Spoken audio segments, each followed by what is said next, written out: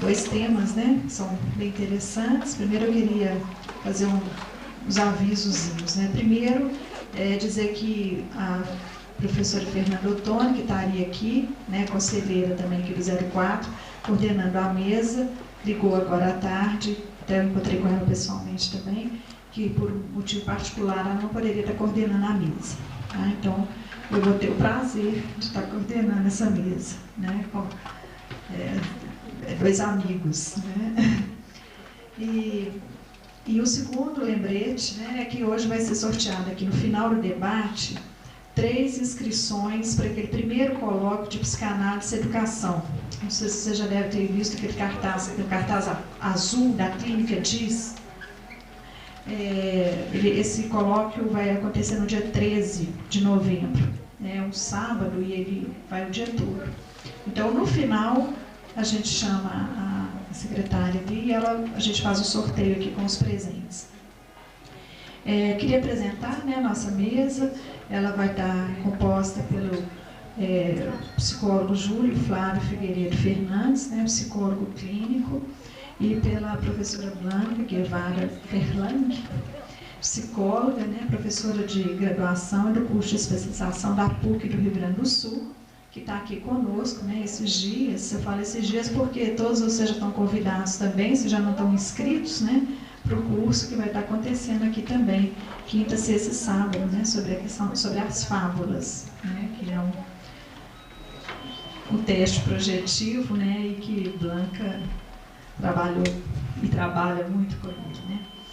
E então nós vamos ouvir primeiro o Júlio Flávio, onde ele vai falar sobre uma reflexão sobre o morrer e a ética da psicanálise, e depois nós vamos ouvir a Blanca, que vai falar sobre a autópsia psicológica, uma avaliação retrospectiva para casos de suicídio. Tá? Então, bom trabalho para todos. Boa noite.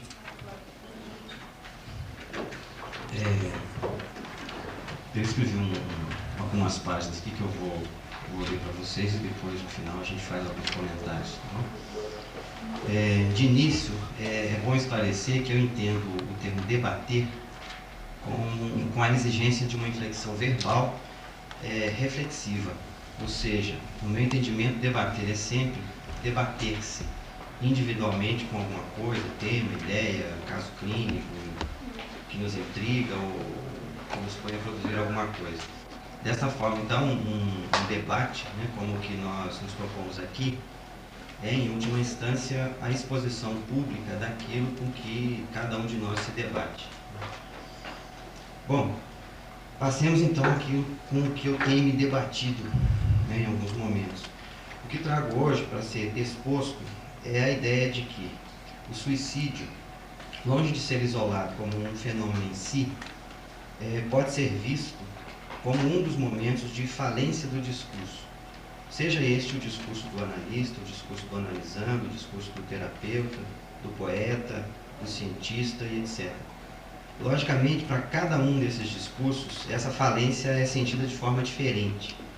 O cientista talvez tente buscar uma conceituação do suicídio para melhor isolá-lo, para fazer dele um objeto específico.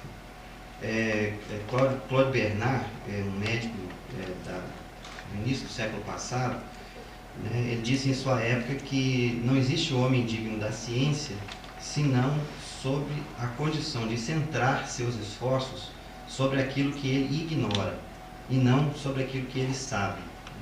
Então, o discurso da ciência caminha nessa direção. Ao psicanalista, talvez cause maior curiosidade, né, que a construção de um discurso sobre a morte sempre começa do paradoxo que é tomar a morte, de um lado, como fato pressuposto na própria definição da vida, ou seja, como a morte como um fato universal. E de outro lado, o paradoxo é esse, de um lado a morte como um fato universal, e de outro como algo que somente a fala singular pode encontrar uma verdade. A respeito do que, somente uma fala singular pode resgatar alguma verdade.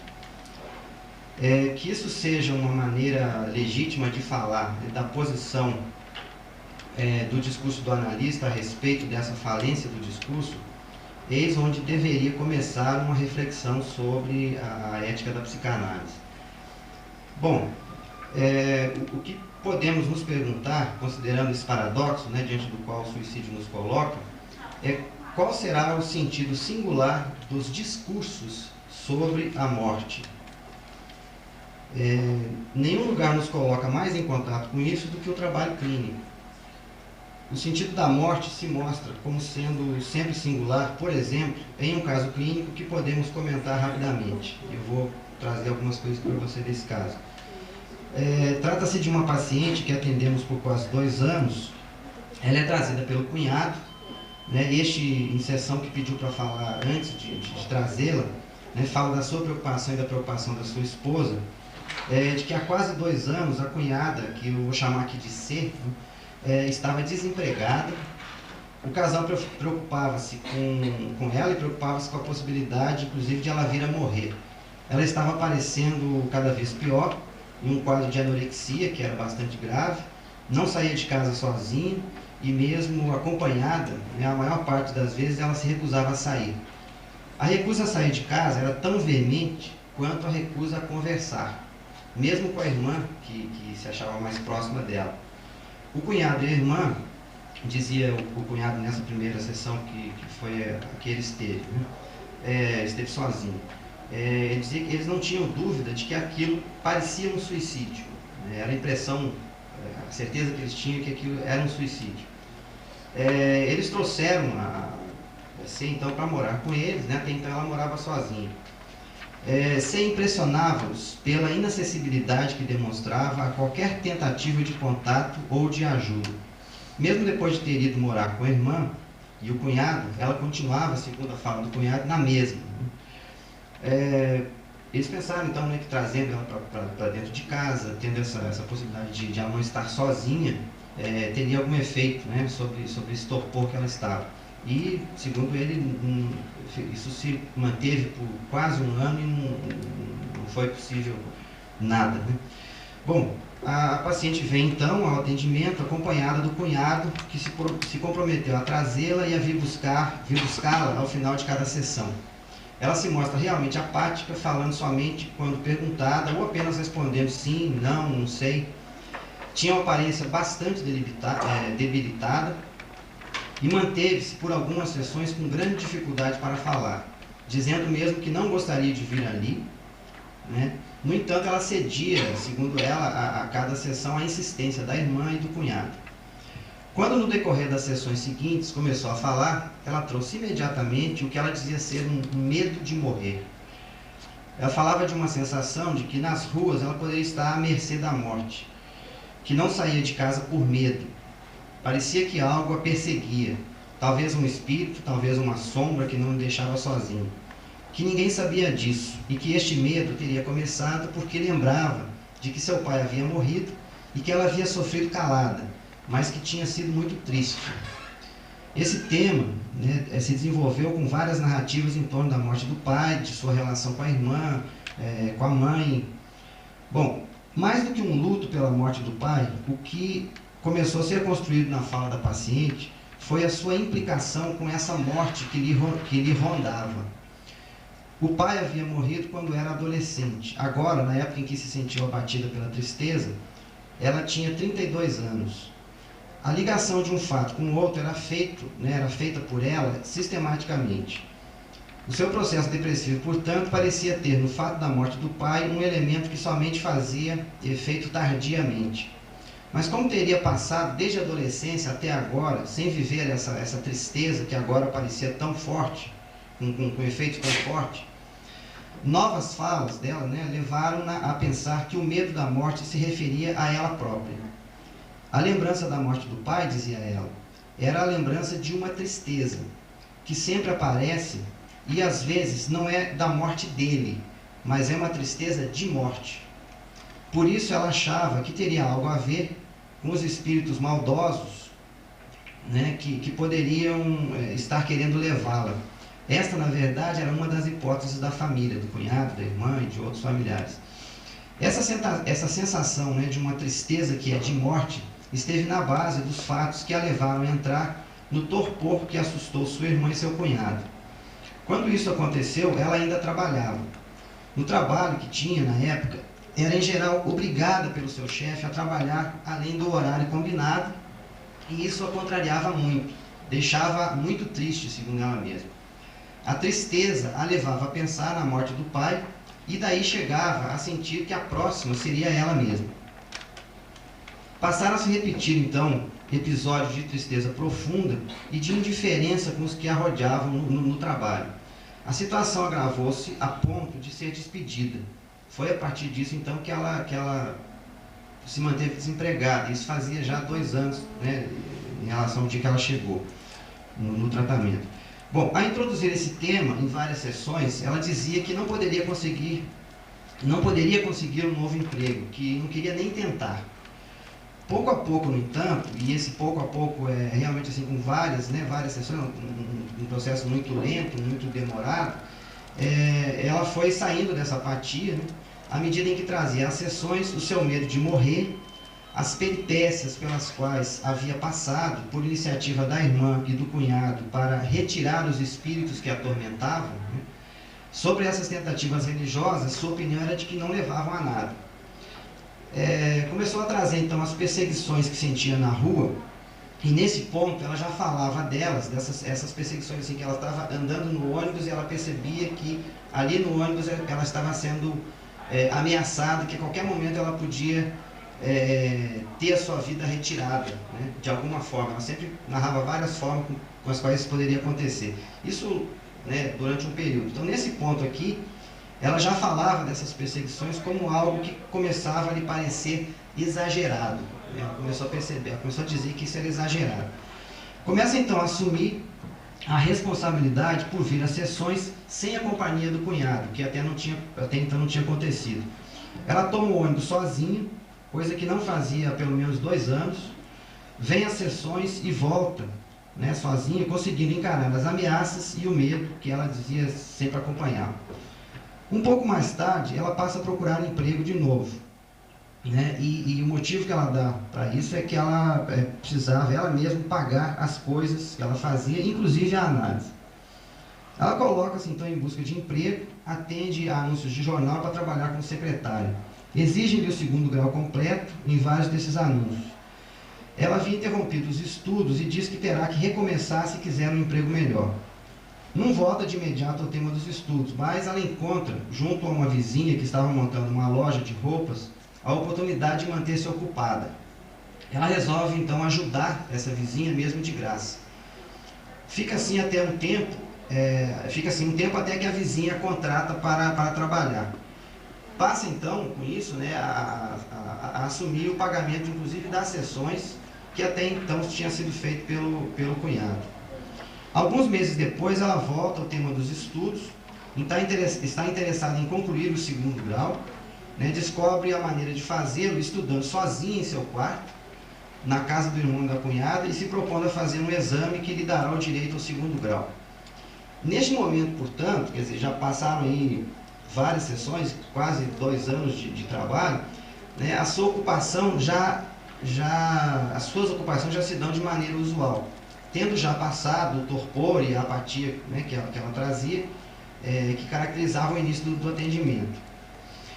Se em determinado momento as possíveis perseguições já lhe pareciam exagero, agora elas se mostravam engraçadas. A morte torna-se uma palavra menos comum, mas aparece nas sessões sem que possamos acreditar que essa referência seja uma alusão ao ato de morrer propriamente.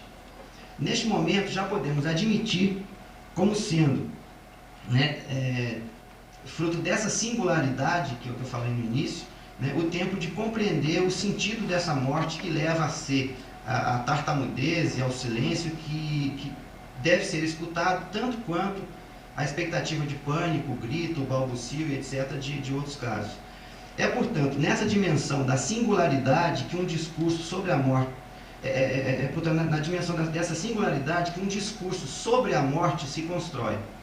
É aí que podemos perceber que pensar o sentido da morte não foge à busca de pensar o sentido em geral, o sentido do discurso. E como diz Lacan, não existe sentido senão metafórico. O sentido somente surge da substituição de um significante por outro na cadeia simbólica. É claro que podemos nos perguntar se é sempre possível esse deslizamento. Se não há casos em que o termo morte, introduzido num discurso, não leve realmente à morte, e mesmo a essa morte voluntária, né, que nós chamamos de suicídio. Ora, é isso que é preciso ver caso a caso, né, na singularidade dos casos.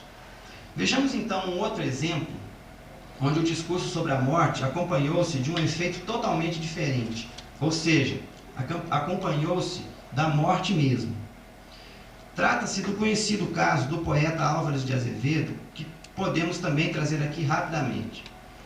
Ele viveu em meados do século passado, morreu muito jovem, com 21 anos de idade, numa situação que nos parece bastante intencional.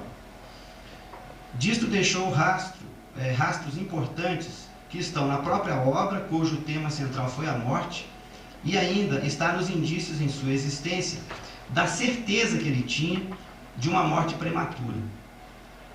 O que na obra de Álvares de Azevedo tem intrigado os críticos e estudiosos de literatura é a crueza com que se apresenta a relação do poeta com a morte.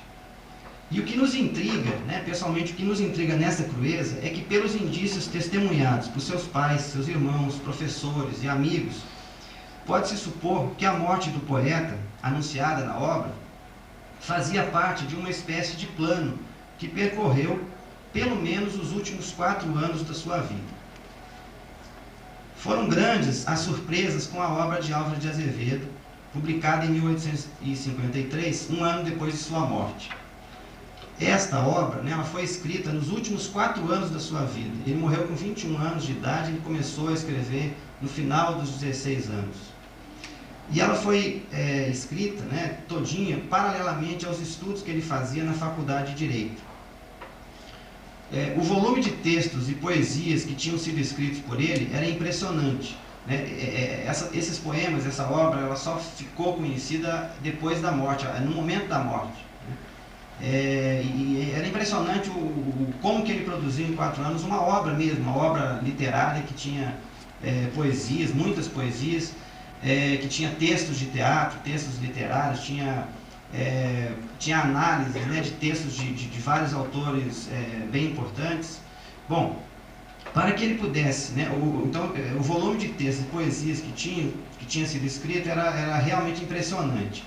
Para que pudesse ter feito em tão pouco tempo tantos poemas e tantos textos que demonstram uma leitura acurada de todos os principais autores da Europa, isso era uma coisa comum nesse período dos poetas românticos brasileiros, né? Essa referência aos poetas europeus. Acho que vocês estão lembrando disso, né? O Álvares de Azevedo é um daqueles poetas que eram chamados de byronianos, né? Que era assim, vários deles morreram realmente muito cedo. A obra, né, em geral, tinha a morte como tema, mas era impressionante, no caso de Álvares de Azevedo, como que isso foi assim, o tanto que ele escreveu sobre a morte e como que isso se desenrolou na medida em que ele tinha uma outra atividade, que era esse estudo do direito, aonde ele foi brilhante, onde ele foi considerado assim, uma promessa muito grande de um gênio, né, nessa área.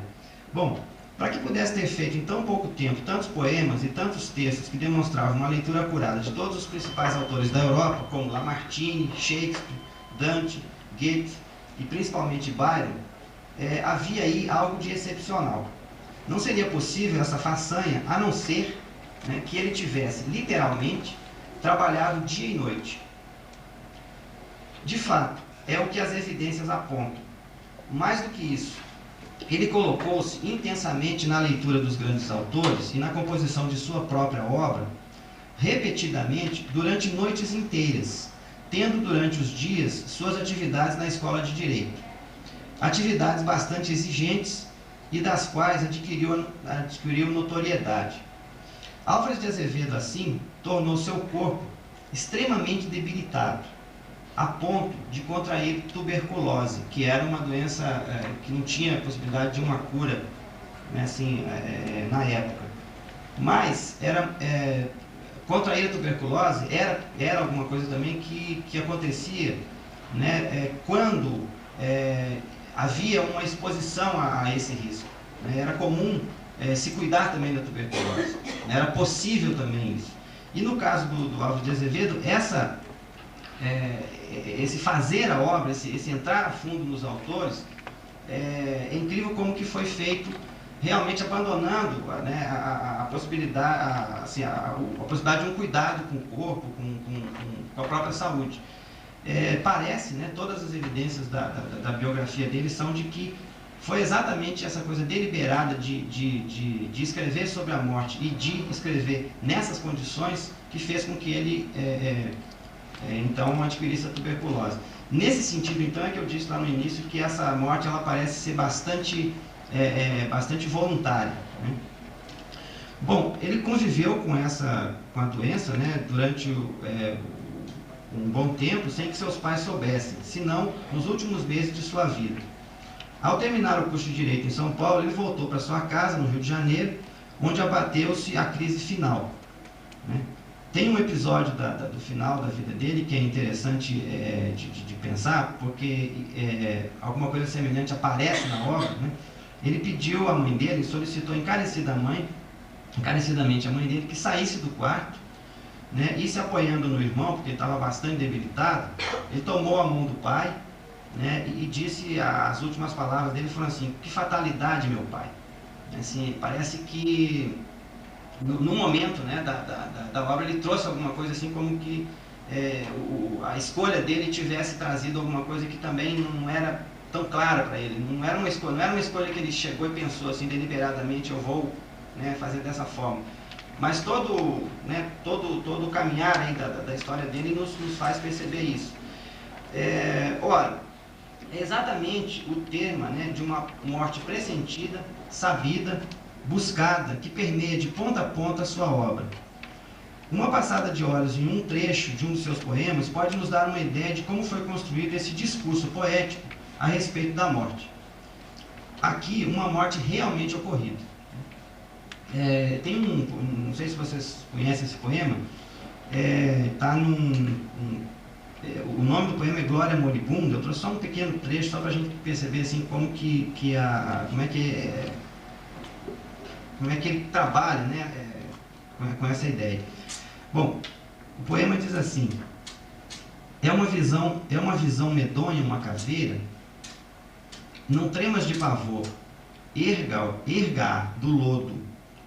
Foi a cabeça ardente de um poeta, outrora a sombra dos cabelos loiros, quando o reflexo do viver fogoso ali dentro animava o pensamento. Esta fronte bela, aqui nas faces, formosa palidez cobria o rosto. Nestas órbitas ocas, denegridas, como era puro o seu olhar sombrio.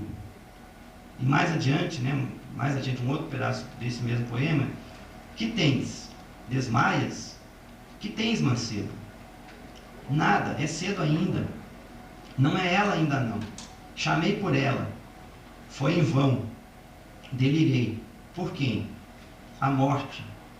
Morrer? Pobre de ti, ó meu poeta. Se a morte é sofrimento, eu sofro tanto que a mudança do mal será consolo. Se a morte é sono, meu cansado corpo, no descanso eternal, deixai que durma.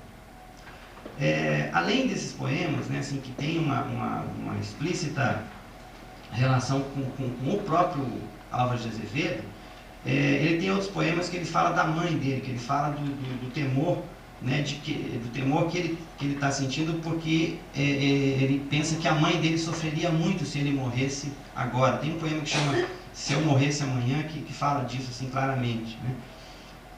Então parece que o tempo todo, né, desse percurso de 4 anos em que ele realmente criou uma obra, essa questão da mãe dele estar sofrendo, da mãe dele estar acompanhando, né, e da possibilidade da mãe dele sofrer muito, estava sempre presente nos poemas, né? Eu estou trazendo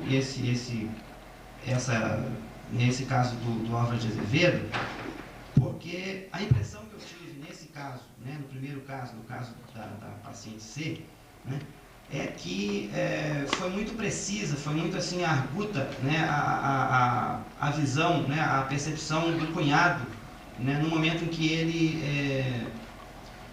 e a mulher dele praticamente arrastaram, né, a cliente para alguma ajuda. Né, assim, ela realmente parece que estava, né, num processo que seria bastante complicado. Né. Aí eu estou trazendo esse outro caso aqui porque eu fiquei pensando, né, que mesmo essa elaboração, né, mesmo essa feitura dos poemas que Álvares de Azevedo conseguiu fazer, né, mesmo isso não garante nada, mesmo isso não garantiu. Né. Eu estou querendo dizer com isso que eu acho que não é possível a gente ter assim, uma regra geral, não é possível a gente ter uma definição geral do que seja realmente esse significado da morte de uma forma universal. Né? É isso que eu estou querendo trazer assim, como alguma coisa para a gente poder conversar, para a gente poder debater. Né? Eu não acho que seja assim, aqui agora o momento de fazê-lo, né? Até porque você já deve estar pensando aí que o meu tempo acabou, mas se a gente tivesse que continuar, né, tentando pensar esses dois casos, eu acho que não é de graça que tem aqui um caso, né, se você me perguntasse assim, qual que é a sua impressão diagnóstica do primeiro caso, né, foi na época e continua sendo, é que era um caso de histeria mesmo, não é melancolia, não é alguma coisa assim de outra ordem. Né. Né, se vocês quiserem também fazer um exercício assim, totalmente inadequado, que é falar de impressão diagnóstica de alguém que você está lendo, né, né, Adilson? Eu acho que a gente poderia pensar pensar em uma neurose obsessiva no Álvares de Azevedo. Bom, o que eu estou querendo dizer com isso? Estou querendo dizer que se a gente quisesse continuar, né, assim, tentando pensar que tipo de estrutura, né, teria maior ou menor propensão a isso ou aquilo, né, eu acho que mesmo aí a gente não chegaria a lugar nenhum. Né. Então, o que eu estou tentando trazer para vocês como proposta do debate é que esse impasse, né, que a gente fica diante do suicídio, diante da morte, é possível, né, que se construa um discurso a respeito dele. Mas esse discurso, no meu entendimento, é totalmente singular.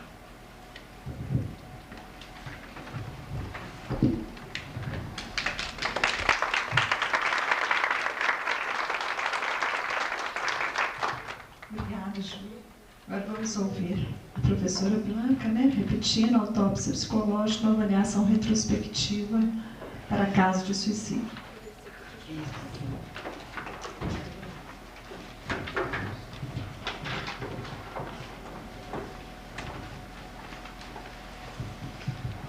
Bom, boa noite para todos. Eu gostaria, em primeiro lugar, agradecer o convite aqui do Conselho para eu participar dessa mesa e poder, juntos aqui, falar sobre um assunto que é bastante pesado, como é que é a morte e principalmente o suicídio.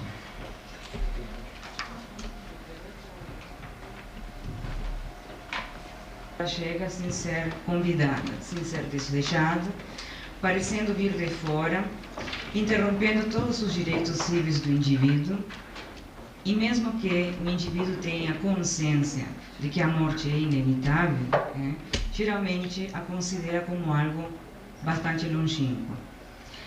São poucas as pessoas que pensam ou aguardam prazerosamente a morte. A maioria das pessoas espera viver até a velhice, programando a cada instante a nova etapa de sua vida, mas a morte pode chegar a qualquer momento. Ela escolhe indiscriminadamente pessoas jovens, crianças, adultos, pessoas boas, pessoas ruins, desconhecidos, famosos. Então a morte é realmente um acontecimento que caminha diariamente ao lado de nós, desde que a gente nasce. Na antiguidade, os gregos consideravam que se morria por uma necessidade da natureza, que eles denominavam de ananqué. E cabiam as moiras para os gregos e as parcas para os romanos tecer o destino e cortar o fio da vida quando necessário. As moiras eram entidades mitológicas e elas eram representadas por 3 irmãs, Cloto, Laquesis e Atropos. Elas eram consideradas filhas da noite e governantas do destino dos seres humanos. Elas teciam o fio da vida, sem que ninguém pudesse interrompê-las nesta missão delas. A Cloto, a mais jovem delas, cabia fiar a teia do destino humano.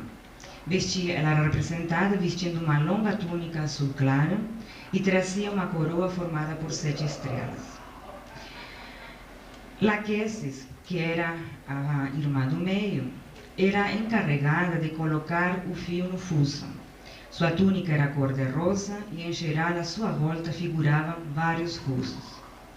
Atropos, a mais velha das 3, tinha a triste missão de cortar o fio da vida dos mortais. Ela era representada com uma túnica cor negra e cercava-se de vários fios, alguns pequenos, outros médios, outros mais longos. Tanto os gregos como os romanos prestavam-lhe grandes homenagens. Por quê? Porque as temiam. Por quê? Porque elas eram o símbolo do fatalismo. Atualmente, não se aceita mais morrer por uma questão de ananquê. A necessidade da sociedade atual, principalmente a nossa sociedade ocidental, judaico-cristã, é realmente a de adiar a morte. E consideramos geralmente que a morte ideal é aquela que é súbita, é aquela que não tem sofrimento e principalmente aquela que não nos permite ter noção do desfalecimento. Então, a morte, sem dúvida, é um tema, é um assunto temido, negado e de muito difícil manejo na nossa sociedade. Ela até pode ser retardada em função de todos os avanços científicos, mas realmente a gente não consegue escapar dela. E aceitar que a morte é parte integrante da vida é aceitar que morrer significa renunciar à vida neste mundo. Então, pensar na própria finitude e aceitar o que é desconhecido é para muitas pessoas bastante intolerável e muitas vezes insuportável. Assim, nós podemos observar que em qualquer época, em qualquer cultura, a morte tem provocado muito medo. E o homem tem necessitado de se apegar ou a crenças religiosas ou a crenças científicas para realmente poder explicar a vida, para explicar a morte, para explicar o mundo. E sempre com uma dosagem de negação, porque sem ela, realmente não teríamos, não nos garantiríamos de que a morte ocorre primeiro com os outros, que estão longe de nós, principalmente que não têm vínculos fraternos conosco, e que se chega a nós, vai chegar, não enquanto jovens e não enquanto saudáveis. Então, o que podemos dizer? No presente século, nas últimas décadas principalmente, a aposta tem sido muito alta na crença de que a ciência iria progredir para dominar cada vez mais a natureza. E todos os avanços têm contribuído nesta direção. E temos desafiado muitas vezes os limites do conhecimento. E principalmente no que diz respeito a aumentar a duração média da vida.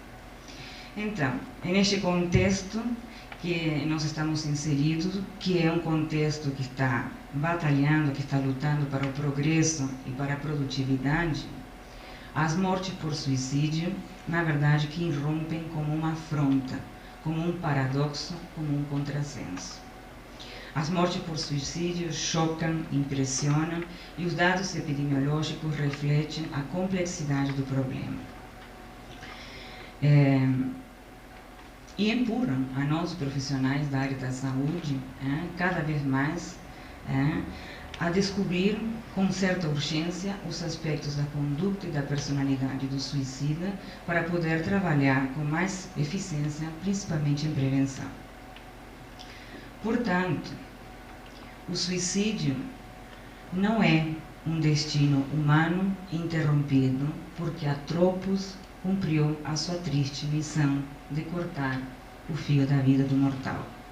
O suicídio, na verdade, escancara uma situação psicológica muito difícil para nós aceitar, porque ela se associa à incapacidade do indivíduo de encontrar outras alternativas para a sua vida, a não ser a de optar livremente pela sua própria morte. Então, a primeira lâmina, por favor.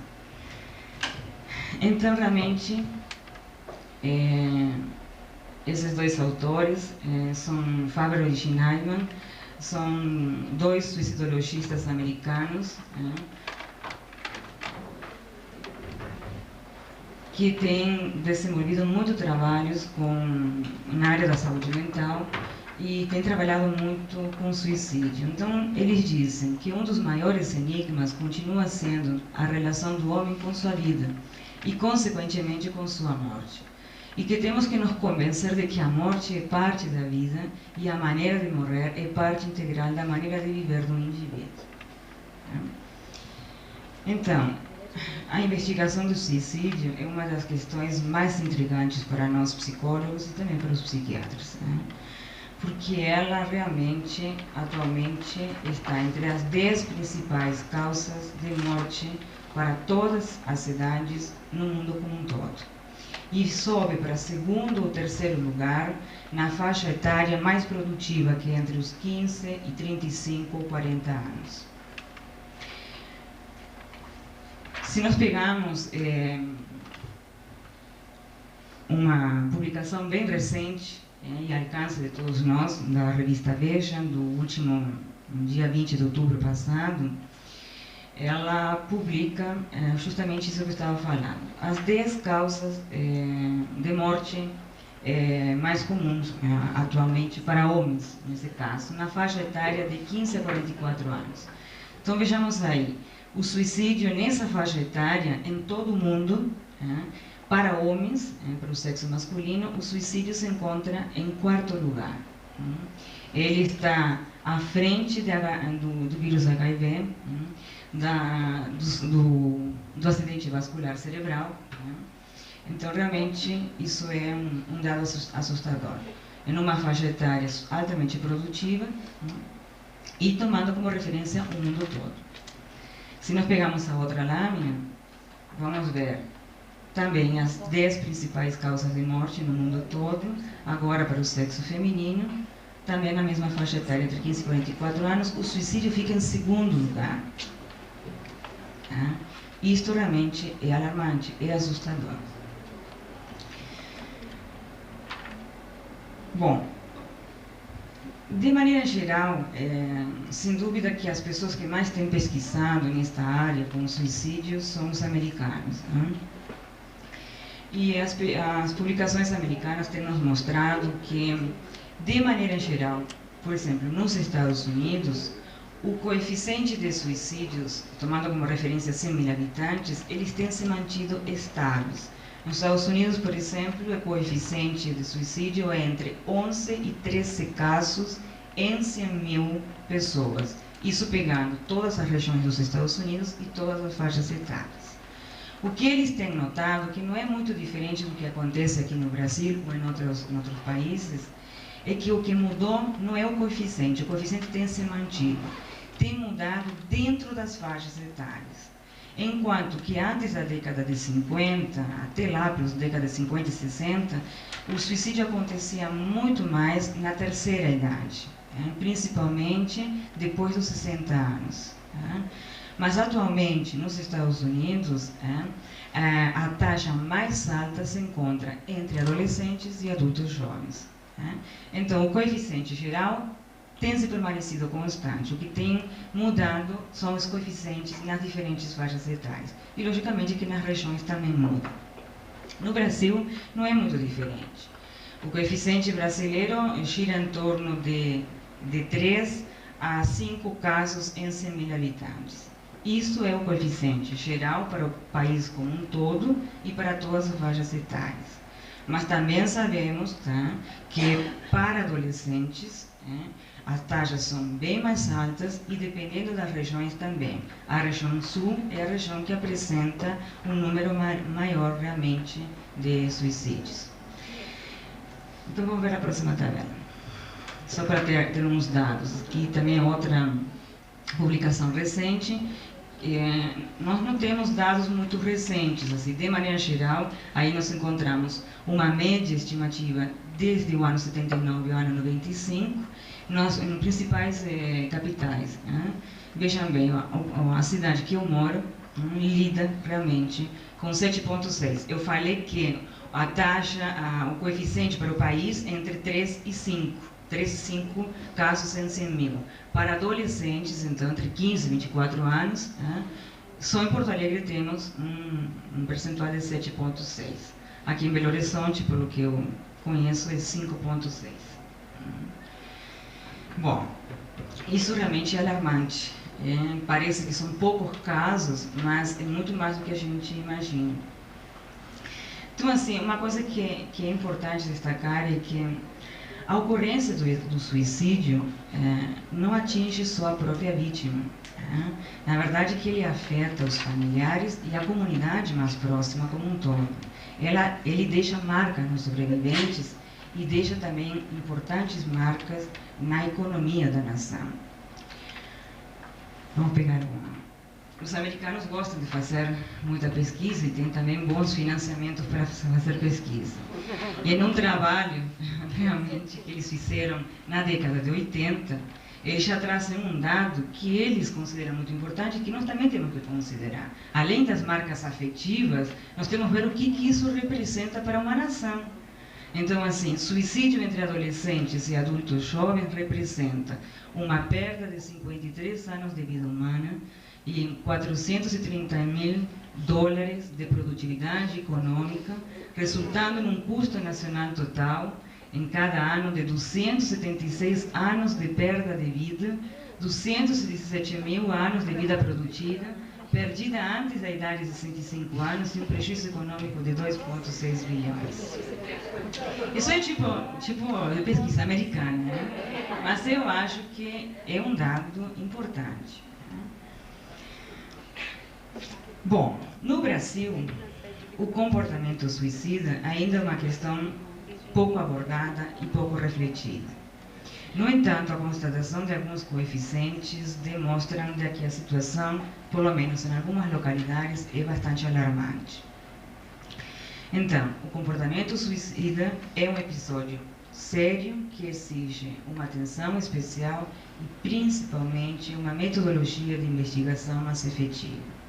Quando eu coloco assim que em algumas localidades a situação é alarmante, eu posso mencionar um município do Rio Grande do Sul que não tem 50 mil habitantes e que, por exemplo, no ano de 95, ele apresentava um coeficiente de 32,7 de suicídio.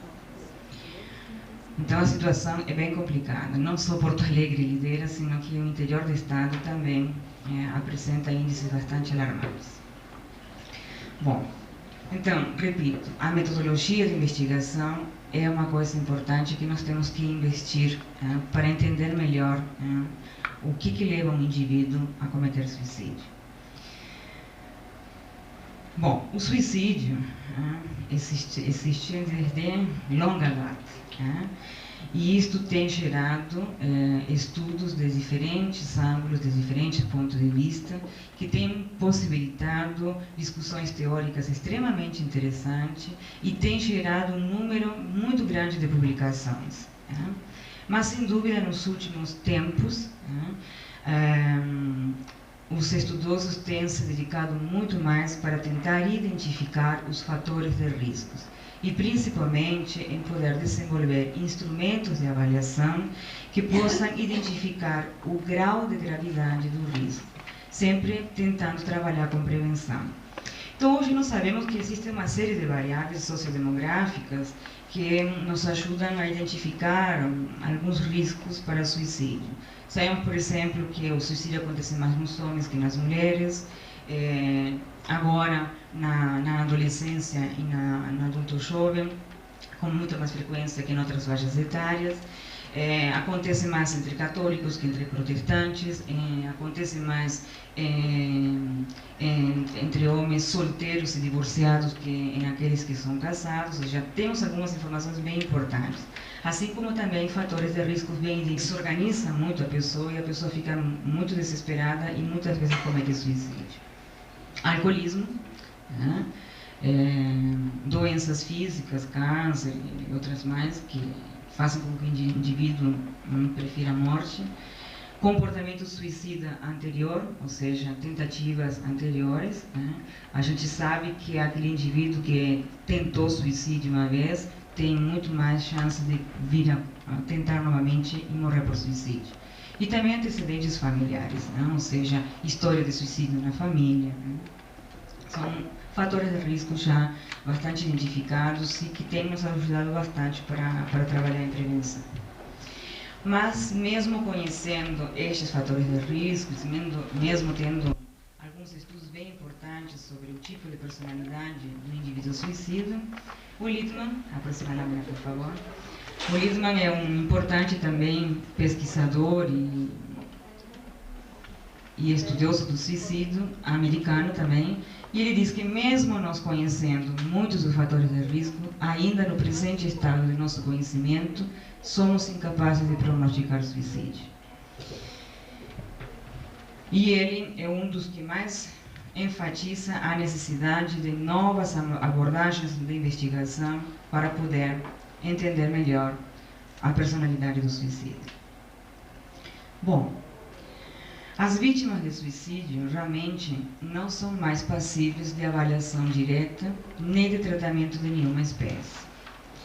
Então, mesmo que a gente tenha alguns instrumentos de avaliação bons, né, eles estão limitados, né, a sua utilização está limitada a amostras específicas, que se bem são amostras de indivíduos vulneráveis a atos autodestrutivos, não necessariamente eles são suicidas. Então, o que eu quero dizer com isso? Muitos dos estudos realizados, os estudos clínicos, como os trabalhos de pesquisa, os trabalhos de investigação, eles têm sofrido muitas críticas do ponto de vista metodológico. Por quê? Em função da amostra, né?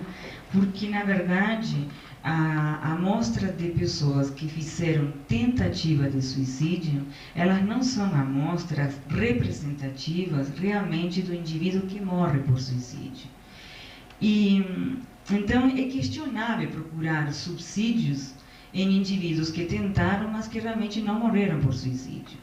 Porque hoje nós sabemos, por uma série de estudos realizados, que existem muitas mais diferenças do que semelhança entre aqueles que tentam suicídio e não morrem por suicídio e aqueles que efetivamente morrem por suicídio.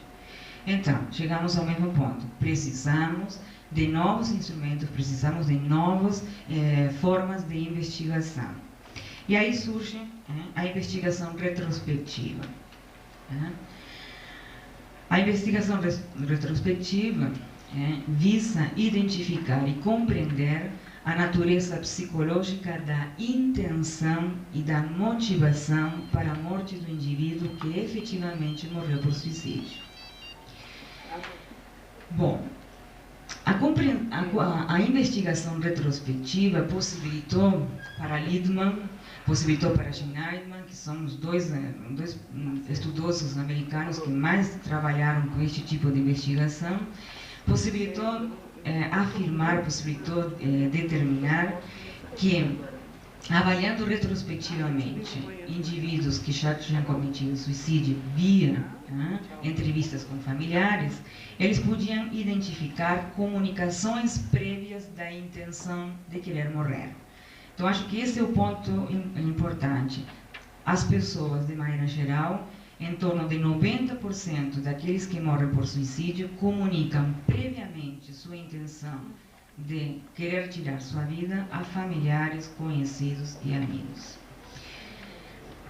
Em razão da preocupação da prevenção do suicídio, um grupo americano de Los Angeles desenvolveu um trabalho e criou um centro de prevenção do suicídio em Los Angeles no final da década de 50. Eles não só trabalhavam nesse centro, auxiliando aquelas pessoas que telefonavam e pediam ajuda porque estavam pensando em morrer, estavam pensando em se tirar a vida. Eles também desenvolveram um trabalho de investigação e um dos instrumentos que eles utilizaram, um dos métodos que eles utilizaram, foi o método de autópsia psicológica.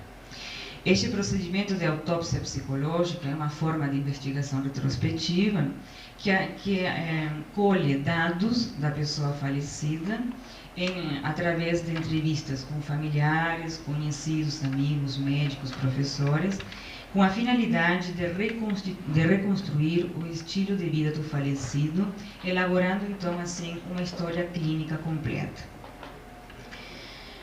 O objetivo deste trabalho, na época, era assessorar aos legistas, aos médicos forenses. Naquele período, nos Estados Unidos, até os dias de hoje, existe uma indústria do seguro de vida. E todos nós sabemos que a maior parte das seguradoras não pagam o prêmio para os familiares daquele indivíduo que comete suicídio. Não está previsto dentro do contrato pagar o prêmio para quem comete suicídio. Então, assim, surgiam muitas dúvidas a respeito de se aquele indivíduo que morria era um acidente ou era um suicídio. E a seguradora tinha muito interesse de que fosse realmente suicídio, porque aí ela não pagaria o prêmio.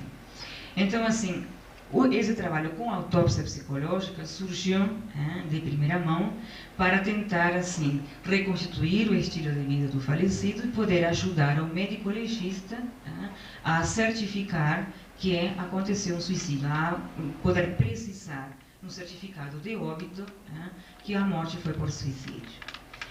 Por que precisamos assessorar? Por que se precisava assessorar ao médico legista? Porque realmente o médico legista, ele com suas técnicas de inspeção do cadáver, consegue com muita precisão determinar a causa da morte. Mas ele não tem a mesma precisão para determinar o modo da morte. Vamos dar um exemplo para deixar isso um pouquinho mais claro. Se um indivíduo é encontrado morto numa piscina, afogado numa piscina, através das técnicas específicas que o médico legista tem para realizar, ele pode, sem problema nenhum, chegar com muita precisão a determinar que a causa da morte foi uma asfixia por afogamento. Entretanto, se o indivíduo foi empurrado, se o indivíduo se atirou porque quis ou caiu por acidente, é uma coisa muito mais difícil de precisar. E aí então entra o psicólogo, aí entra o psiquiatra, desenvolvendo um trabalho de reconstituição do estilo de vida do falecido para poder entender que dados, que antecedentes esse indivíduo tinha, para poder ajudar a determinar se a morte foi acidental, se foi um homicídio ou foi um suicídio. Então, os psicólogos e psiquiatras, como cientistas habilitados na compreensão psicológica, poderão produzir, conduzindo autópsias psicológicas, relevantes informações para determinar o modo de morte e assessorar, assim, aos peritos legistas. Acho que tem uma coisa bem importante, que os especialistas afirmam que o sine qua non, realmente, do suicídio é a intenção de autodestruir-se. E esta intenção pertence ao domínio psicológico. A próxima, por favor. Kurbey, este autor, ele é um médico legista que trabalhou muito com os profissionais que faziam, na década de 50 e 60, autópsia psicológica. Ele era um dos legistas que mais encaminhava, solicitava ajuda realmente para certificar se a morte era por suicídio ou não. E ele traz uma frase que eu acho importante colocar. Cabe ao psicólogo a função de coletar os dados através da autópsia psicológica para diferenciar a morte por suicídio das que têm outra origem, objetivando compreender a intenção de autodestruição e afirmando que a intenção não é um assunto nem de química, nem de tecidos, e sim de natureza psicológica. Bom, nós estamos falando de suicídio. Eu acho que então é importante, principalmente para quem trabalha em avaliação, deixar bem claro o que nós entendemos por suicídio. Então, a próxima linha, por favor. Então, Schneiderman, que acho que é o pai da autópsia psicológica, ele diz assim, não é doença, acho que a palavra na hora da tradução eu não coloquei nessa lâmina corretamente. Não é uma doença. Acho que a palavra certa aí é fenômeno. A intenção dele é essa. O suicídio é um fenômeno multidimensional. Pode ter N causas que podem provocar o suicídio. Num indivíduo carente que define uma questão para a qual o suicídio é percebido como a melhor solução. Acho que isso é a primeira coisa que tem que ficar claro para nós. O suicídio realmente é um fenômeno multidimensional, mas é realmente a melhor solução que aquele indivíduo tem para aquele momento de sua vida. Mais objetivamente ainda, suicídio, temos que entender suicídio como aquele ato humano de cessação auto-infligida intencional. Acho que isso é a definição mais clara, mais objetiva. É uma ação auto-infligida e intencional, de cessação, ou seja, de conclusão da vida. A Organização Mundial da Saúde entra nessa mesma definição e determina que é um ato com consequência fatal que o morto, com conhecimento e expectativa de um resultado fatal, havia ele mesmo planejado e executado com o fim de ocasionar mudanças desejadas pelo falecido. Então, acho que isso é importante, o planejamento para a execução daquele ato fatal. Bom, então assim, o importante é mostrar que a autópsia psicológica procura compreender então os aspectos psicológicos de uma morte específica, para esclarecer o modo da morte, examinando como o sujeito então planejou, preparou e executou a sua própria morte. Então, se entendemos o suicídio como um ato de se matar intencionalmente e a autópsia psicológica como uma forma de avaliar, após a morte, o que estava na mente da pessoa antes da morte, podemos então conceitualizar, a próxima, por favor, conceitualizar a autópsia psicológica como um tipo de estratégia de avaliação retrospectiva que tem como finalidade reconstruir a biografia da pessoa falecida através, então, de entrevistas com terceiros, que pode ser o cônjuge, os filhos, os pais, amigos, professores, médicos, e também através da análise de documentos pessoais, policiais, acadêmicos, hospitalares, auto da necrópsia. Todos os documentos que a gente tiver ao nosso alcance, mas as entrevistas nos auxiliam, então, a reconstituir a biografia da pessoa falecida. Bom, mas a autópsia psicológica não surge do nada. Ela tem uma fundamentação teórica e ela se fundamenta em 4 construtos teóricos.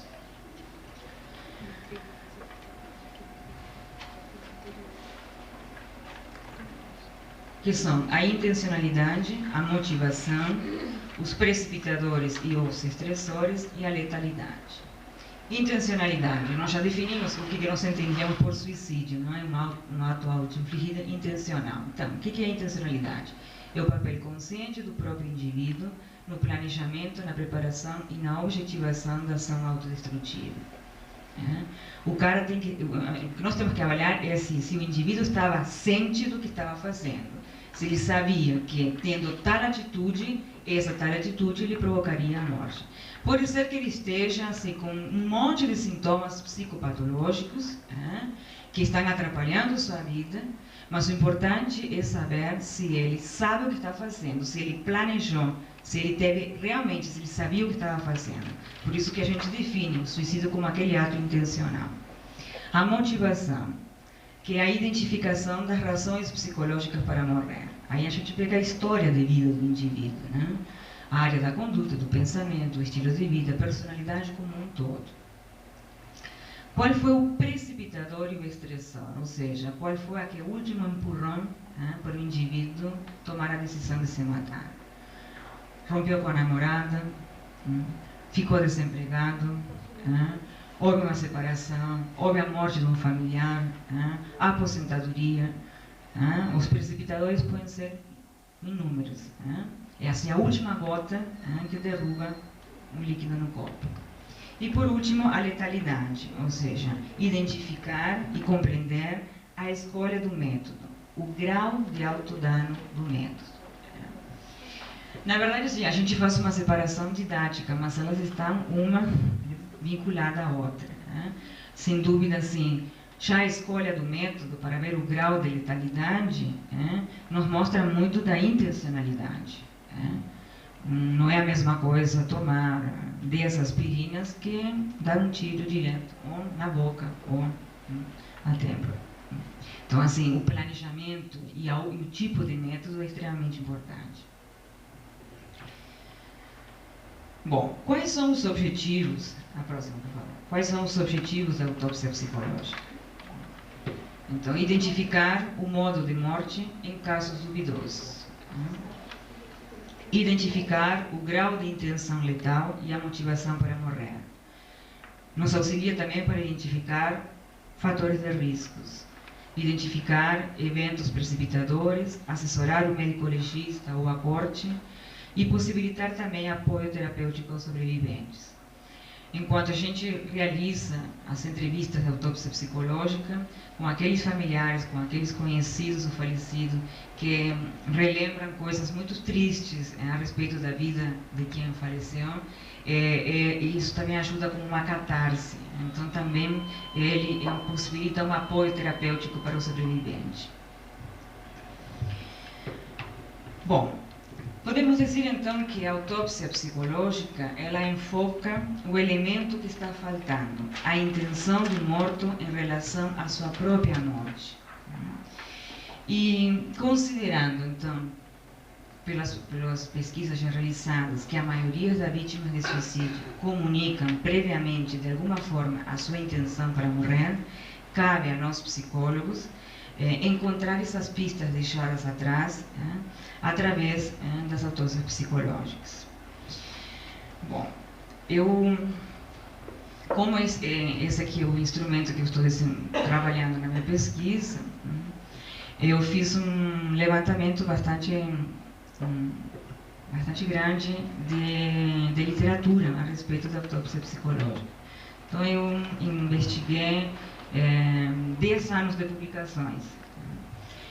E pegando todos os artigos publicados, todos os livros publicados, a gente consegue encontrar muitas publicações de suicídio e de autópsia psicológica, muitos trabalhos de pesquisa, muitos trabalhos de acompanhamento clínico, mas a gente se depara com uma situação bem complicada.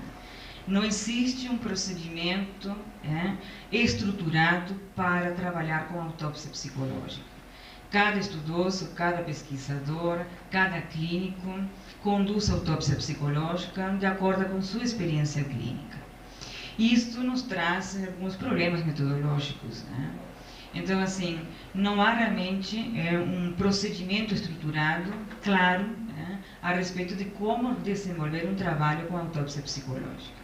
Então, por exemplo, há discrepâncias entre os diferentes estudosos em como proceder, por exemplo, para fazer os contatos preliminares com os familiares de quem se matou por suicídio, quem morreu por suicídio. Então, tem alguns estudosos que entram em contato com os familiares via uma carta, deixam passar alguns dias e depois fazem um contato telefônico para poder agendar, então, uma entrevista. Outros vão direto para a residência e apresentam o tipo de trabalho que estão realizando. No caso das seguradoras, a coisa vem de cima para baixo, ou seja, ele é obrigado a passar por essa situação. Então, assim, cada pesquisador, cada técnico chega até os sobreviventes, chega até os informantes de maneiras diferentes. Também não há muita coincidência entre os autores em qual o tempo que deve decorrer entre a morte e o primeiro contato com os familiares ou conhecidos. Então, tem alguns estudos que eu já tenho acompanhado em que o pesquisador se apresenta no velório da vítima. né? E já faço o primeiro contato e agenda já a entrevista com os familiares nesse momento. Tem outros pesquisadores que deixam passar 1 mês, 2 meses, 6 meses, 9 meses. Temos as mais variadas situações. Claro que cada um fundamenta as coisas, tomando como referência alguns pontos de vista. Alguns pesquisadores que trabalham com um tempo maior, por exemplo, entre 3 e 4 meses, se fundamentam naquele período de luto normal que toda pessoa deve passar para poder reorganizar e readquirir novos vínculos. Também não fica muito claro o que é melhor se fazer as entrevistas nos domicílios dos informantes, nas suas residências, ou se fazer as entrevistas na clínica. Há discrepâncias, há posturas diferentes. A duração das entrevistas geralmente não dura menos de 45 minutos e podem ultrapassar 2 horas. Mas o mais importante, ou pelo menos que eu acho assim, extremamente importante, é ter um roteiro, para a gente poder ver que pergunta a gente deve desenvolver e que passos nós podemos utilizar para trabalhar com a autópsia psicológica. Então, assim, isso é a falha principal. Não há roteiro fixo para ver o que nós perguntamos, quando perguntamos. Está bem claro que os 4 construtos teóricos devem ser investigados.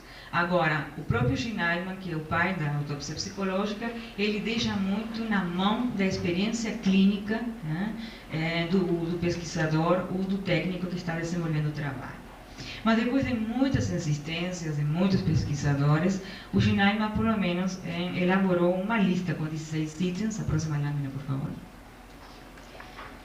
Onde ele, pelo menos, manifesta quais são os pontos importantes que devem ser investigados na entrevista. Então, lógico que as informações sobre a identidade da vítima, nome, idade, endereço, estado civil, religião, ocupação, os detalhes da morte, ou seja, tudo que envolve a questão da letalidade, o método utilizado, em que lugar aconteceu o fato, em que horário, que precauções o indivíduo tomou para não ser encontrado. Um breve esboço sobre a história da vítima, a história de vida, os irmãos, casamentos, doenças médicas, tratamentos médicos ou psicoterápicos, atentados anteriores, a história da morte de membros da família, tanto por suicídio ou por outro tipo de doenças, a descrição da personalidade e do estilo de vida da vítima, padrões típicos da vítima frente a situações de estresse, de incomodações, de períodos de desequilíbrio, se faça uso de álcool e drogas, o estilo de vida geral da vítima, a natureza dos relacionamentos interpessoais, as fantasias, os sonhos, os pensamentos, as mudanças antes da morte, as mudanças nos momentos anteriores de hábitos, de alimentações, padrões sexuais, etc. Informações sobre outros aspectos vitais da vítima, avaliação da intenção, a classificação da letalidade, reações dos informantes à morte da vítima e outras características que surjam no decorrer da entrevista. Bom, então, a autópsia psicológica nos permite delinear as características psicológicas das vítimas de suicídio, e aqueles pesquisadores que trabalham com suicídio, eles dizem que a autópsia psicológica é para a suicidologia como uma entrevista é para o desenvolvimento da ciência da psicologia. E eles apontam, aproxima por favor, eles apontam aqueles que são mais preocupados com a questão metodológica, eles apontam alguns critérios que nós temos que tomar em conta para poder conduzir autópsias psicológicas. Primeiro, temos que definir claramente o que nós entendemos por suicídio, o que nós vamos entender como que o caso foi um suicídio. É importante que o entrevistador, que o técnico que vai desenvolver esse trabalho, tenha uma boa experiência clínica e um treinamento com a entrevista de autópsia psicológica. É importantíssimo que o investigador utilize um protocolo de entrevista padronizado para a coleta dos dados e, principalmente, que esse protocolo padronizado esteja tenha passado por um estudo de fidedignidade interavaliadores. Esse é o ponto do meu trabalho de doutorado. Eu desenvolvi um roteiro de entrevistas que eu estou aplicando em familiares de pessoas que cometeram suicídio e vou posteriormente desenvolver um estudo de fidedignidade com outros interavaliadores, ou seja, eu faço a aplicação do instrumento, eu também vou dar a pontuação e a classificação do caso. Esse material todo é transcrito, é digitado e passa para 3 outros colegas que vão fazer o papel de juízes e vão também classificar o caso e depois passa por todo um cálculo estatístico. Então, vai haver um estudo de fidedignidade desse instrumento, para ver se a pessoa, tendo os mesmos dados, as mesmas informações, chega à mesma conclusão. É importante que fique claro a definição formal do que constitui um informante com conhecimento, ou seja, o que é um familiar com conhecimento, o que é um amigo com conhecimento da vida dessa pessoa, por que aquele médico, por que aquele professor. É importante também a descrição de como os informantes são introduzidos ao estudo, se foi por carta, se foi por telefone, ou seja, como é que se fez o contato. É importante também a especificação de um esquema referencial do tempo entre o fato acontecido e nós desenvolver o trabalho com os informantes. Porque não é a mesma coisa fazer a entrevista 2 dias depois que o indivíduo faleceu e fazer a entrevista 2 anos depois que o indivíduo faleceu. Uma detalhada discussão sobre as informações discrepantes. Isso aqui é uma coisa importante, ou seja, como vai ser considerado, como é que vai ser conciliado e qual é o peso para cada caso individual. Claras referências aos critérios diagnósticos aplicados para o julgamento e para o julgamento que vai ser realizado. Bom, por que é importante isto? Eu tenho a minha experiência em avaliação psicológica, já leva uns quantos anos, e eu sou uma das pessoas que tenho batalhado em passar a ideia de que é importante que a gente cuide dos instrumentos que nós temos nas nossas mãos e que a gente não pode trabalhar com instrumentos com base na nossa experiência clínica. Nós temos que trabalhar com metodologias que estejam cientificamente trabalhadas para que elas possam alcançar o status de um instrumento respeitável, tanto para trabalhar na clínica como para trabalhar na pesquisa. Então, preocupada com a saúde mental da nossa comunidade, preocupada com o índice alto de suicídio na localidade onde eu moro e com a importância de ter instrumentos fiéis que eu estou desenvolvendo esse trabalho, que eu acho que pode contribuir para a nossa profissão. Acho que é isso.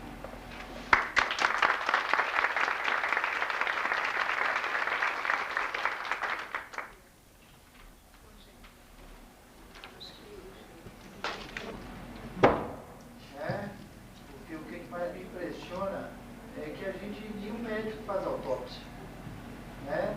Eu gostaria que você desse um histórico disso, você já deve ter uma discussão dessa palavra, e por que você a manteve? Por quê? Bom, eu estou usando o termo autópsia psicológica, que é o termo utilizado por quem criou a própria autópsia, né? A questão é assim, uma questão de tradução. Nós, na verdade, não falamos em autópsia, falamos em necrópsia, né? Os autos da necrópsia, né?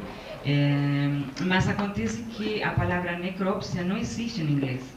E no idioma inglês, a palavra para a necrópsia é autópsia, né? Então, o que houve uma transposição, autópsia médica, autópsia psicológica. Realmente, assim, eu não me detive no meu trabalho a discutir isso. mas cada vez que eu falo sobre isso com meus colegas médicos, eles pulam. Ah, mas não é autópsia, é necrópsia. Agora vocês imaginem, necrópsia psicológica, acho que fica pior ainda, né? Mas realmente merece um estudo epidemiológico realmente, e eu não me detive nesse ponto. Porque na separação que você fala, um dos objetivos principais, é você delimitar o que é o suicídio. Né? Existem casos bastante objetivos, né? Quando deixam claro, tem um autor argentino, Eduardo, não sei o que, ele escreveu uma cerimônia de adeus, né? E ele descreve as cartas das pessoas. Né? Nesses casos, tudo tranquilo. Mas, por exemplo, eu estava vendo a sua transparência. Acidente de trânsito. Né? É complicado. E nesses casos, e em quase todos os casos, você vai em busca dos familiares. Eu acho que a palavra fica mais inadequada quando você faz uma investigação onde a pessoa não tem nenhum jeito de participar, porque ela já foi. Que não está mais na minha frente. Então, é uma avaliação indireta, por isso que é uma avaliação retrospectiva.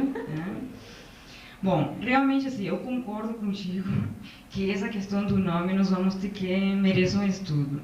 Mas eu, em função do meu estilo de trabalho, minha preocupação foi metodológica. Vamos, antes do nome, tentar ter um instrumento que vai nos ajudar bastante, mas que nós precisamos aperfeiçoar. Tá? Bom, a questão ética.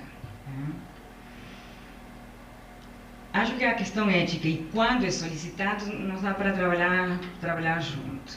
Bom, a autópsia psicológica aqui no Brasil, ela é pouco conhecida. Eu acho que uma pesquisa propriamente dita com ela, eu acho que sou a primeira a desenvolver. Tem um trabalho em Ribeirão Preto, de um médico na unidade da medicina, que desenvolveu um trabalho também onde ele cita questões de autópsia psicológica, a mesma referência do Schneiderman, mas ele teve, a preocupação dele foi levantar fatores de riscos, e não se deter na entrevista propriamente dita. Bom, aonde ficou um pouco mais divulgado aqui no Brasil, foi no caso do PC Farias, que foi feito um trabalho de autópsia psicológica com os familiares da Susana Marcolini. Então, foi feito um trabalho de autópsia psicológica para ajudar a determinar se ela tinha cometido suicídio ou havia acontecido um homicídio. Acho que foi onde, aqui a nível do Brasil, em alguns meios, pelo menos meios mais científicos, ficou aquela coisa da autópsia psicológica. Então, aqui não é uma coisa solicitada ainda. Nos Estados Unidos, isto é muito comum, principalmente as seguradoras, ou dentro do inquérito policial.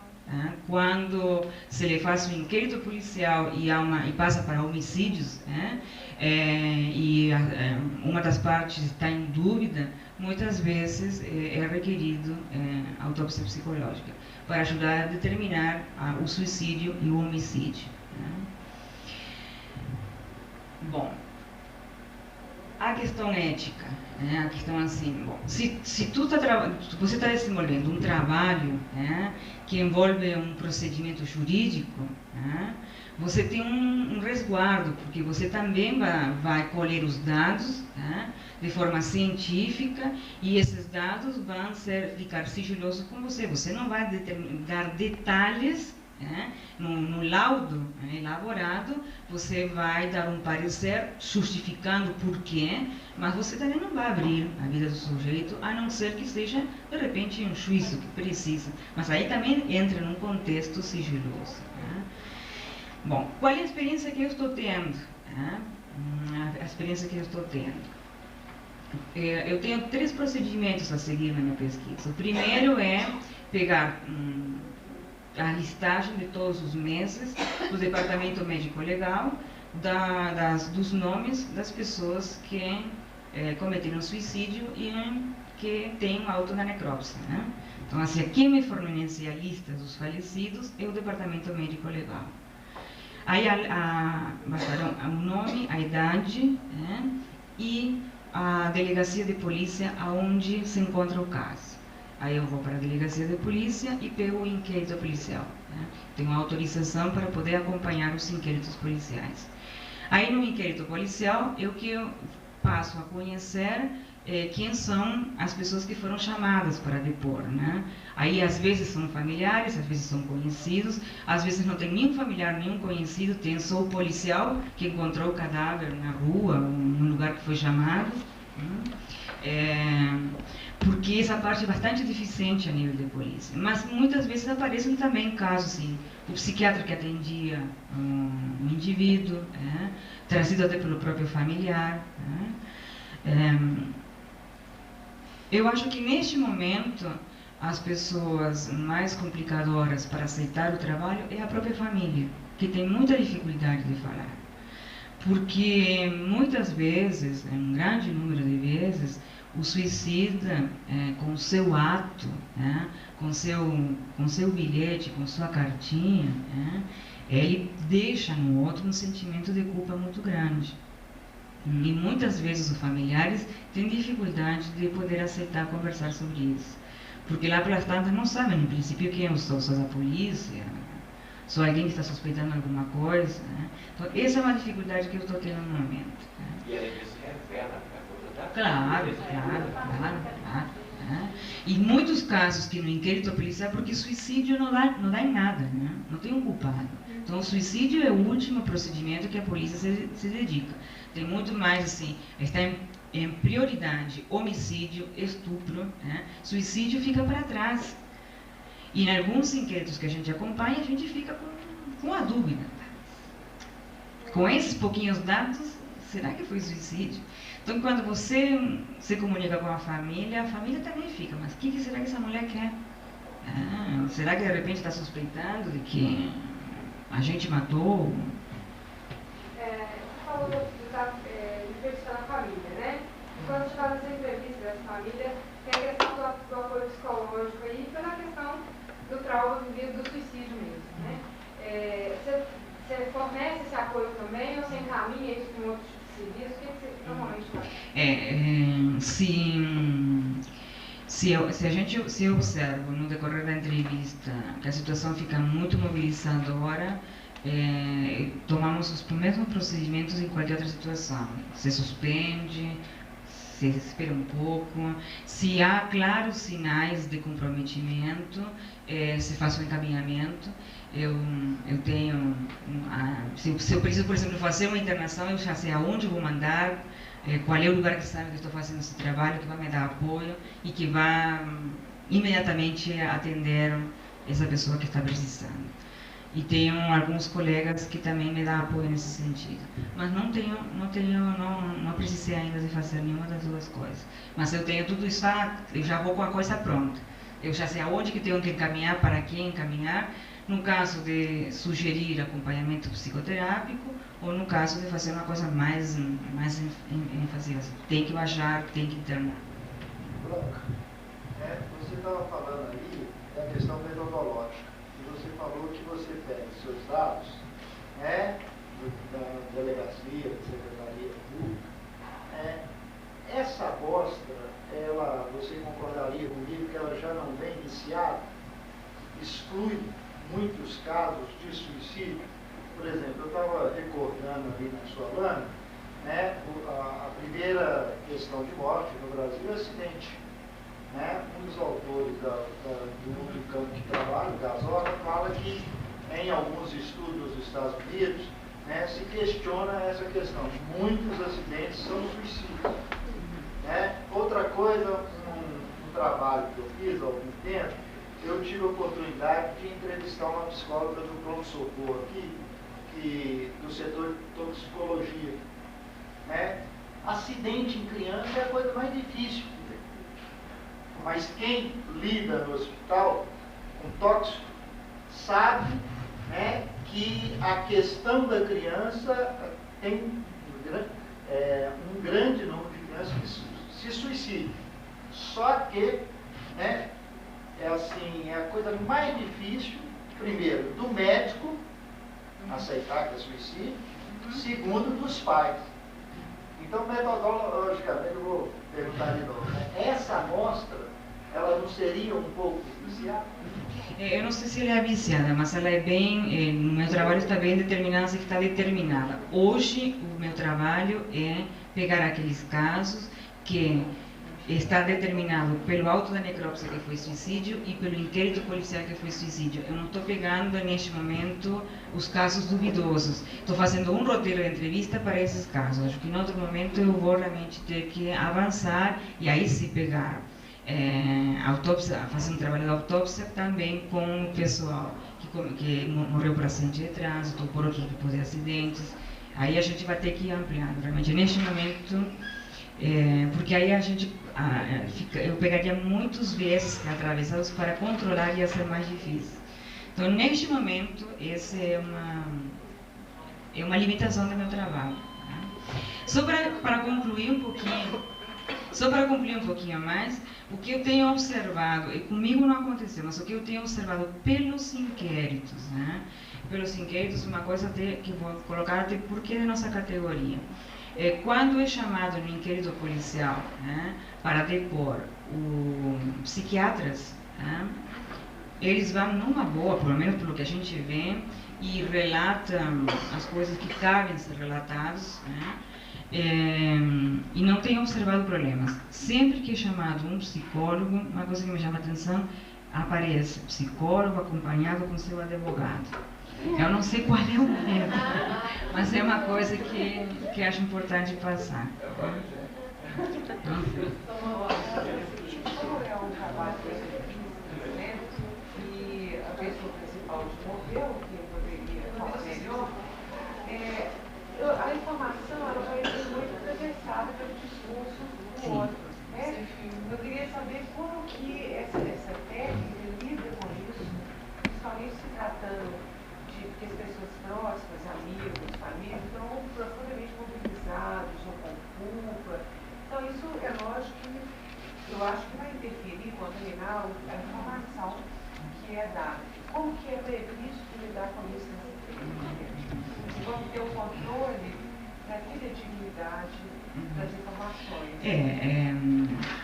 A verdade é que qual é o objetivo? É realmente ter elementos que nos auxiliem para entender a personalidade da vítima que morreu por suicídio. Aquelas informações que vêm, que é um componente próprio do familiar, a raiva dele, a tristeza dele, a gente escuta, registra, e é um dado significativo, mas a gente pega realmente a coisa objetiva do que é falado. Acho que o que tu aponta é a questão assim, o que fazer com aquela informação que de repente o pai disse A e a mãe diz, não era A, era B.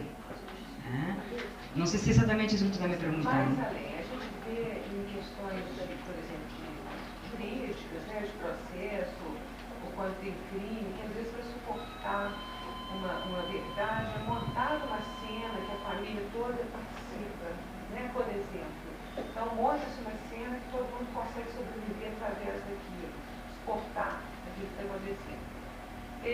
Aí, normalmente, quando tem isso, todo mundo participa, né, da dinâmica familiar, todo mundo participa disso. Eu estou perguntando justamente como que, se é possível de enxergar isso, disso não interferir tanto nas entrevistas, né, de ter um controle dessa cena que surge depois de um ato traumático. Deixa eu ver se eu entendi.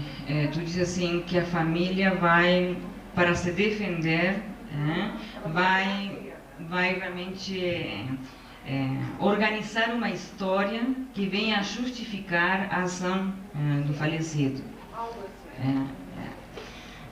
Eu não sei o que vou fazer com o material depois. O que eu tenho feito assim é lidar na entrevista com as emoções.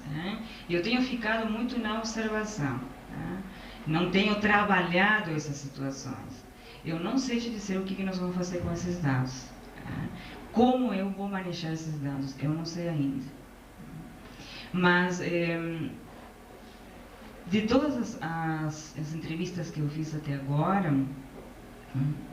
tive uma entrevista onde houve, de certa forma, uma maneira de amenizar a situação, de não contar a história, né, realmente como era a vida desse garoto, né, justamente porque era muito doloroso para essa mãe. Uma entrevista que eu fiz com a mãe e a irmã de um rapaz de 21 anos que se matou. Realmente, para essa mãe, para essa irmã, elas precisavam, para não se desorganizar, não vou dizer omitir, mas ablandar as informações, com uma forma de aliviar a situação que elas mesmas tinham que reconhecer.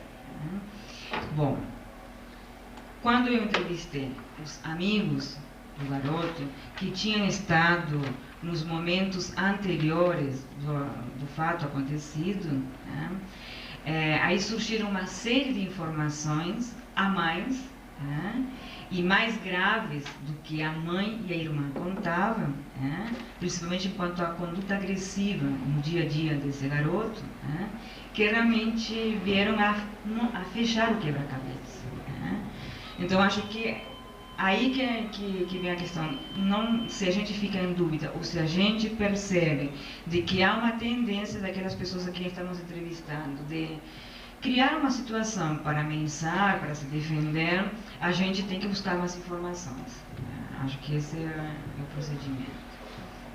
Agora, depois eu não sei como é que nós vamos lidar com os dados qualitativos. Vamos fazer essas últimas, né? Porque, pelo horário. E diante das contradições do Senado, você ia colocar essa questão quando mãe fala A, pai fala B. E aí? Né? Vamos ouvir a próxima intervenção. Eu queria fazer a pergunta para ele. Tá. Vai dar, né? É o seguinte, a questão da falência do discurso, né? Você falou quando acontece o suicídio. Eu queria que você falasse assim, um pouquinho sobre essa questão assim, do juizar, né? Por essa cadeia significante que isso diz o interesse da pessoa, o suicídio, né? Que está para cometer o suicídio. Um dia desse eu vi nos Estados Unidos, estampado em primeiro página do texto civil, uma pessoa que cometeu um suicídio em Belo Horizonte e ele ficou durante 2 horas dialogando, inclusive com familiares, né? Para eles pediram para ele não cometer e ele acabou por isso. Aí eu queria assim, que você falasse um pouquinho sobre essa questão, assim, desse discurso, esse último discurso, né? O que seria, por exemplo, um psicólogo que estivesse ouvindo as últimas coisas que ele estivesse vivendo, o que a gente poderia estar contribuindo para ele não ficar cometendo isso? Já que a gente vai ter uma percepção diferente do discurso dele. Eu acho que isso nos leva a fazer novas entrevistas com outros informantes para a gente poder entender melhor. E a gente vai ter que ver também como é que é o funcionamento dessa família. Se é só para essa questão que a opinião são contraditórias ou esse é o funcionamento da família. E esse é um dos sintomas da família. Acho que esse é um dos pontos mais delicados que nós vamos enfrentar. O peso dado às informações. Por isso, quando a gente for emitir um laudo, isso tem que estar muito bem claro para quem for ler, principalmente se esse laudo for para a justiça. E só para fechar, Júlio, e já passo para ti, eu estou fazendo esse trabalho de autópsia psicológica com suicídio, mas não só com suicídio é possível ser feito. Em Cuba, eu tenho conhecimento de profissionais que trabalham no Instituto Médico Legal e que utilizam esse tipo de avaliação com casos de homicídio. Então é feita a autópsia psicológica da pessoa falecida, da vítima, para poder contribuir no processo judicial, para ver assim de que maneira também a vítima não colaborou para que o assassino a matasse ou ao contrário. Então isso tem ajudado muito para os advogados de defesa e de acusação. Em Cuba, por exemplo, tem pena de morte. Então, às vezes, dependendo da história de vida do falecido, o assassino pode ser condenado à pena de morte. Então, não só é possível de trabalhar com suicídio. Eu estou fazendo um trabalho com suicídio, mas tem em outros países uma ampliação para casos de homicídio também. Como é que você vê o futuro da autópsia enquanto especialidade? Né? Eu espero que seja promissor.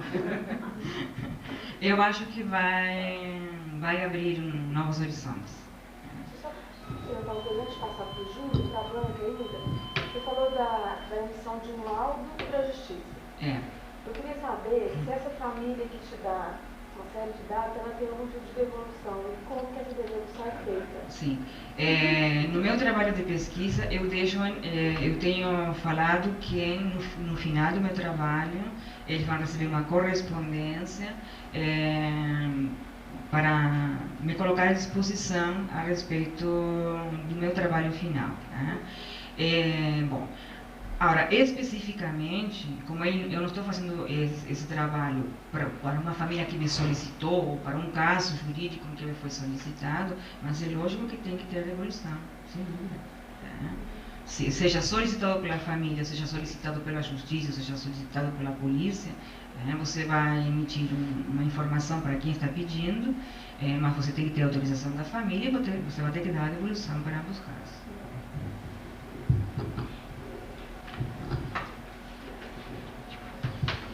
Bom, você está me fazendo uma pergunta que uma espécie de né, generalizada, tem alguma profilaxia do suicídio que é possível a partir do ponto de vista clínico, né? Do ponto de vista da autópsia, aí retrospectivamente a gente estudar, como a Blanca está propondo, né? Nesse caso, né, a verdade da minha resposta é que eu não sei te dizer, né? Vou tentar pensar um pouquinho, né, a partir disso que eu estou trazendo aqui. Quando você perguntou isso, eu pensei o seguinte: uma das coisas que tem aparecido muito assim, nesses casos em que percebe-se que tem o risco de um suicídio, né, são várias estratégias, né? Mas uma coisa eu achei interessante, que é o seguinte: nesses casos em que realmente é um risco, né, o risco é real, alguns casos não, alguns casos o discurso é esse, mas à medida que isso vai aparecendo, né, no tratamento qualquer, a coisa muda, né? Mas nos casos assim, que efetivamente tem uma intenção letal mesmo, eu fiquei observando que tem alguma questão com a responsabilidade. Eu falei aqui da ética da psicanálise, a gente, em geral, na clínica, né, é um momento decisivo, um momento em que o cliente toma a responsabilidade pelo próprio sofrimento, né? E nesses casos que você fala, né, assim, o que fazer, o que observar, como que a gente lidaria, né? Uma coisa que eu diria é que me parece que nos casos em que realmente tem esse risco, né, uma coisa que é muito exagerada, que é muito exacerbada, é já haver, né, no processo da pessoa essa responsabilização pelo próprio sofrimento, uma espécie de autoimputação de todas as culpas, né, aquela história das dores do mundo, né? Mas, em geral, assim, uma estratégia, então, seria talvez, né, deslocar essa questão da culpa total, ampla e restrita para a própria pessoa, né? Parece que o suicídio tem um conteúdo aí de uma autossuficiência, né, assim, total, inclusive, para resolver o próprio sofrimento. Então, é uma escolha livre, né? Você não tem por que alguém não suicidar. A verdade é essa, né? Tem motivos que a Blanca mostrou ali, econômicos, financeiros, né, tal, de uma análise sociológica, tem, claro, a gente não quer uma sociedade que seja de suicidas, né? Mas essa questão da responsabilidade pelo próprio sofrimento, como é que isso é colocado, como é que isso é deslocado, como é que isso desliza, né, que é a pergunta que você fez, isso eu acho que é importante, né? Uma outra coisa que eu pensei também é que existe, por exemplo, um serviço, aquele CVV, né? Eu tenho algumas pessoas que trabalham junto comigo na clínica que têm assim, alguma relação com o pessoal do CVV. E as narrativas deles, né, são assim, de que em muitos casos a pessoa que está escutando o suicídio, né, do outro lado da linha, ele escuta, né, e escuta mesmo o suicídio, ele escuta até a hora final, a pessoa já tomou o veneno e está ligando para dizer que tomou e que, né, eles não tentam descobrir quem é, ou eles não têm bina, por exemplo, né, o princípio do trabalho deles que não seja isso, não seja esse tipo de atuação assim, né, de evitar alguma coisa. E assim, a grande maioria dos casos, só né, esse ato da pessoa ficar escutando do outro lado, né, e é uma escuta esporádica, não é nada assim, a pessoa não volta a falar obrigatoriamente, né, só esse ato que cria um espaço da pessoa falar a respeito disso, né, em geral tem, assim, a grande maioria dos casos, a pessoa tem encaminha de outra forma a questão, né, desse sofrimento, desse fato aí que está trazendo, né, essa intenção. Mas eu achei interessante isso de que o próprio CVV, que lida muito com isso, né, ele tem narrativa assim, de que eles ouvem muito suicídio, que suicídio não tem como, né, eles entendem, não tem como barrar. Né? Então por isso que eu te falei, a verdade da minha resposta eu não sei te dizer. Nesse caso, por exemplo, eu fiquei impressionado nesse caso que eu trouxe da clínica da paciente C, né, que a minha impressão, quando eu olhava para ela, da forma como as primeiras sessões se desenrolaram, eu tive um medo imenso. Pensei, nossa, eu estou aqui com um caso que daqui a pouco vai ser suicídio, pronto. Depois eu vou ficar pensando, depois eu vou atrás da banca para estudar um pouco a respeito da autópsia, né? Mas assim, então na medida em que ela passou a se reposicionar, ela passou, né, e criou esse espaço de falar da morte, do medo inclusive e tal, de uma outra forma, houve realmente um espaço da fala, né, da palavra, do discurso, e isso, né? Agora é essa dúvida, será que a gente tem uma possibilidade assim, de definir suicídio de uma forma geral? Né? Eu não sei. Não sei se eu te respondi, mas era só para ajudar um pouco na resposta.